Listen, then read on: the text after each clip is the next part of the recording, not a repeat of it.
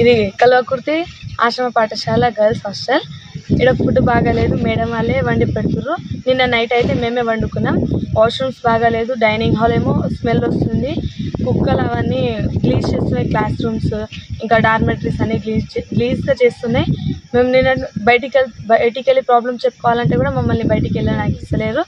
ఇంకా ఇక ఈడనే కూర్చోబెట్టి తినిపిస్తారు. నిన్న కూడా 2-3 గిన్నెలు అన్నం పారేసిర్రు, అంత ఉడకలేదు. పొద్దునైతే కొంచెం మెత్తగానే అయిపోయింది, ముద్దలు వచ్చేసింది.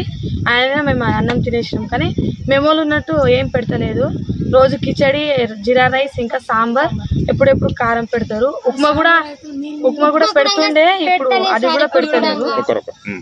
అయితే డైనింగ్ హాల్ కూడా ఈ వీక్ లో అయితే నిన్న ఎగ్స్ ఇచ్చిర్రు. నిన్న ముందల డార్మెటరీలో ఒక కుక్క చనిపోయింది. అయితే మేము సరికి చెప్తే మున్సిపాలిటీ వాళ్ళని పిలిపించి ఎత్తిపించారు, కానీ అది 2 రోజుల నుంచి అలానే చనిపోయి ఉంది. 2 రోజుల నుంచి చనిపోయి ఉంది. మా రూమ్ లో మేమైతే హాల్లో పండుకుంటున్నాం. నిన్న ఒక అది చెవులో పోతుంది, ఆ పురుగు చంపినాం. నిన్న ఒకటి రూమ్ దగ్గర కూడా పాము చంపినాము. పెద్ద లైట్ వేపియండి అంటే అటు నుంచి రావాలి అని చెప్పేస్తున్నాం. ఈ రోజు అయితే మేము చాలా మంది స్నానమే చేయలేదు.